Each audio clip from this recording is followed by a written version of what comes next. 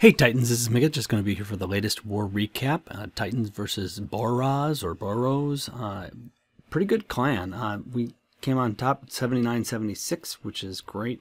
To just give you an idea, it's an Indian clan. They had 205 wins coming into this, so it's a pretty good clan. I think we're only at 168, and we do pretty well for the most part. But anyways, great participation, and I think if you go to the stats, what really pulled it out is we had more 3-stars, and they had some very early attacks that did very well, and then their top guys didn't attack till like the last couple hours, probably just time differences and so forth. But we didn't know what was going to happen, and it looked like that we were going to have a hard time pulling it off. But in the end, a couple things helped us over the edge, and they had a lot of trouble cleaning up, so that was part of it too. So just to give you an idea, you're taking a look at the 3-stars, and we had good participation, especially up top, which was really important. And then enemy team, their top guy didn't use one of their attacks, and the number 8, but for the most part they did a lot of attacks there. But they may have waited too long. I don't know exactly. But I'm going to do a few replays. First of all, I'm going to start off right here, Jay Dawg's Town Hall 10. And I don't think I have my sound on here, so let me put that on. It is hard to 3-star Town Hall 10 no matter what way you look at it. It's definitely doable, but it's difficult, especially if you don't have like max heroes or something like that. Once you start getting the max heroes and so forth, you can really start to pull off the 3-stars a little more. Well, it's not easy, but it's easier. So anyways, what he does here is he breaks in here. He's going to do a mass witch attack here, which is a really good way to be able to get through one of these open compartments. The difficult thing is if you look for a second, I'll pause it. If you look at those Inferno towers are set to multiple, and so they're going to take down those skeletons really, really quickly. However, he has a couple of free spells here, and that's going to help with that, and allows those witches to kind of reset and kind of push through and at least get up to the Inferno Tower and everything else to run forward as well. And then they take down that Inferno Tower, and then after that they're going to go right after the Archer Queen goes down really quickly. You see a key part here is he's got some of the witches and the wizards going north and some of them going south. And they're just kind of wind around there. It's difficult when you go against a couple like this. You see the mortar and the wizard tower are taking apart down there more easily than anything else. But he's making good headway through the middle. Looking good. I will kind of and pops the ability there for the king.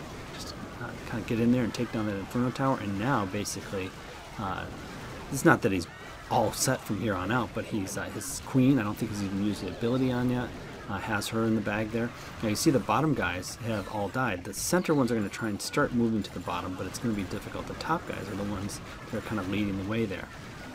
Now the mortars are shooting at the Archer Queen, but the mortar right there is shooting at the Archer Queen, which is helpful because the mortars and the wizard towers are the danger to the witches, of course, because they take down all the skellies and they start shooting the witches. But that one witch down there is staying just out of range, which is good, while these other guys come along there. So, anyways, just kind of speed through this a little bit.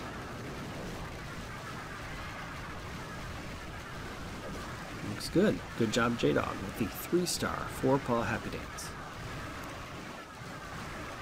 Alright, so let's move on to the next one. Yeah, not quite done yet. Almost there. Takes those witches a while sometimes to be able to take everything down, but they keep moving. Good job.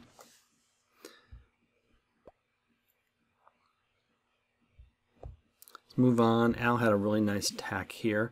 It's interesting that he has, you notice he brings those oops, that's not going to help. He's going to bring those 4 healers in there. He's going to do a queen walk, basically to try and get in there a little ways and take out some damage on some of those initial things so that he can be able to penetrate in there farther to be able to take out the Archer Queen. So, but he's going to do this, and you can do that once you have a beefy queen. Level 26 is a nice level queen, and you put 4 healers on her. 4 does almost as much as 6, and so you'd say, well, why don't you put more? Well, they nerfed it a little bit, with the last update. He's actually going to have a little trouble getting through here because he has too much point defense coming in on him, but she still gets the job done here. And I think that this one goes sideways a little bit on him, and he doesn't quite expect certain things to happen, like that Tesla popping and so forth. However, right now he just dropped that to try and probably get the draw on the CC. But see, she's going down quickly, and she's sitting there shooting that, so he's going to have to pop the ability here a little earlier than he wants to. And that pulls out the CC. Unfortunately, it's a terrible time because now he's getting hit by the queen, and he drops that rage too late, which I have done many times. It's very easy to do. She goes down very quickly. You have to stay a step ahead of her, and sometimes it... So then he's thinking, now what? Okay, well, I'll just go in with the attack. Now, it's not a bad thing because those healers were far enough out of range, and because the CC didn't have a dragon, it didn't take out those healers. So the healers are still viable, but they're going to go onto the golems. You notice he also dropped that golem, so the CC went on the golem. Unfortunately, his wizards start hitting it, hitting that lava hound. You just have that lava hound just wander around the entire map, but it brings out the pups, and they have to deal with that. But it's not so bad. He does a good job of managing it. As soon as those pups all go down, then he's safe. Fortunately, the golem is still alive because it's getting healed by the healers.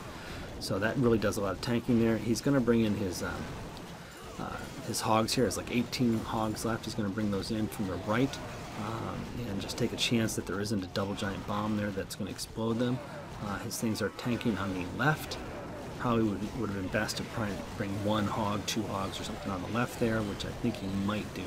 But anyways, nice heal spell there. It's able to encapsulate the entire area and take down those and keep all those hogs in play and safe under the wizard tower.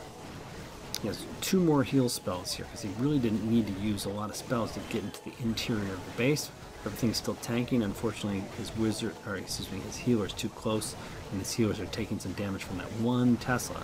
However, it's going to switch across here in just a minute when the hogs get rid of that wizard tower. He's going to go over there, and then the healer's still in play. One of the funny things about those healers is that if they stay alive, and even if the one thing you want them to keep alive dies, they'll move on and they'll find something else. And everybody knows that, but it's funny to watch it happen. Anyways, so he didn't exactly eke this one out, but it wasn't exactly probably to plan like he had hoped it would be. And he's able to get around the map here and pull off the 3-star, which was critical late in the game here to be able to get that 3-star, be able to seal the victory for us here. We had a few more attacks after this, but not many. Anyways, nice job, Al, with a hybrid sort of attack there. This was also a very nice attack. Okay, I'm going to jump down a little bit. I would like to take a look at Jack's attack here, the Jack attack. All right. This is a hog attack. If you take a look at it. Anyways, he brings in that to try and draw out the CC, I guess, but it didn't really draw it, so he has to do it from the other side. Anyways, he draws out the dragon, wizard, takes it over the corner, standard stuff. I'm just going to speed through this a little bit. The way he likes to do it usually is to bring in a dragon, I believe, in a CC. Yep, that's what he does. And that's a good way to do it. You got to try and find a good place to do that. So then he comes in with the main hog attack here, and he uses his spells very wisely, and he's able to keep a lot of these hogs alive. Loses a couple there on the bottom side. A bunch of them spring, but he's got the double heals. That's the nice thing about these compact bases, is that you can just put the heals and it encompasses a lot. However, the problem is because they're compact, they have a lot of point defense all close together, so they can take a lot of damage. It can take a long time to get through there, which is, of course, why if you're going to get against a Town Hall 9, you have to take out the Archer Queen, because she'll just take them all down otherwise. So anyways, looking really good here. Just has a few more defenses there. There's plenty of hogs there. No splash defense left. And so he's just going to take it down. The Queen, or excuse me, he hasn't even used his heroes yet, and he's going to finally bring in all these other cleanup troops, and that dragon's still in play. This Barb King comes in there, his queen, and it's just a easy peasy cleanup here. So good job by Jack. I think I'll end it there. Nice job, Titans. We've had a run of 4 here. It's been really good, and it's been exciting. People have made smart choices. So make sure that you like and subscribe, and go Titans.